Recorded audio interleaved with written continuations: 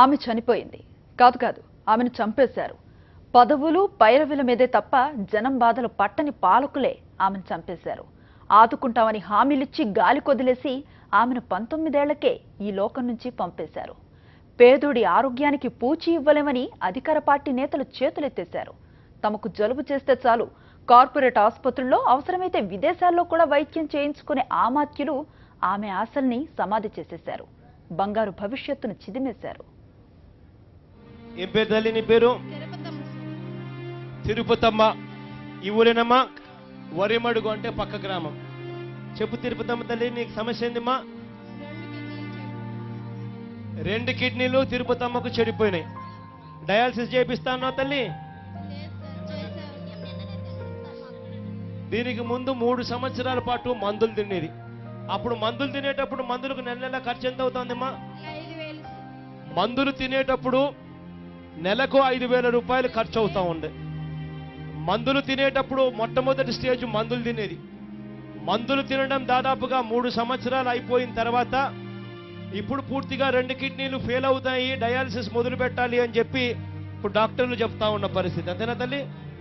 నెలకు 20,000 రూపాయలు పెట్టలేక మందులను కొనసాగిస్తూ నెలకు 5,000 రూపాయలు పెడుతూ 3 సంవత్సరాలు గడిచింది. 3 సంవత్సరాలు గడిచిన తర్వాత ఇవాళ ఈ తల్లికి ఎంతమ్మా వయసు? ఎంత తల్లి? 19 సంవత్సరాలు ఈ వయసులో ఉన్న ఈ తల్లికి 2 కిడ్నీలు ఫెయిల్ అయ్యాయి అని చెప్పి డాక్టర్లు చెప్తే ఇంకా డయాలసిస్ మొదలు పెట్టాలంటే భయపడే పరిస్థితిలోకి వెళ్ళిపోతా ఉంది. గత జనవరి 20వ తేదీన ప్రకాశం జిల్లా కనిగిరిలో ప్రతిపక్ష నేత వైఎస్ జగన్మోహన్ రెడ్డితో తన బాధ చెప్పుకున్న ఈమె పీసీపల్లి మండలంలోని పెదవరిమడుగు గ్రామానికి చెందిన తిరుపతమ్మ. 19 ఏళ్ల తిరుపతమ్మకు 2 కిడ్నీలు చెడిపోయాయి. వైద్యానికి డబ్బుల్లేని పరిస్థితుల్లో సరైన వైద్యం అందక ఒంగోలు రిమ్స్ లో ఈమె మంగళవారం మృతి చెందింది.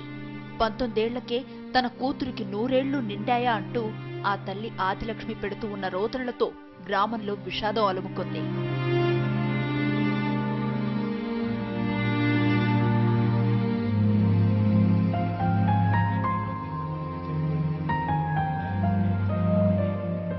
కిడ్నీ బాధితులు పీసీపల్లిలో పెద్ద సంఖ్యలో ఉన్నా ప్రభుత్వం పట్టించుకోవటం లేదని ప్రతిపక్ష నేత వైఎస్ఆర్సీపీ అధినేత వైఎస్ జగన్ గత జనవరి 20న ఆ ప్రాంతంలో పర్యటించారు.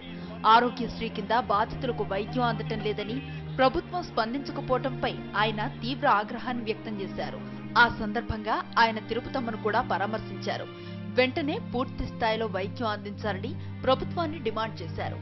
జిల్లాలో కిడ్నీ బాధితుల పరిస్థితి ఆందోళనకరంగా ఉందని, తక్షణం చర్యలు చేపట్టాలని సూచించారు.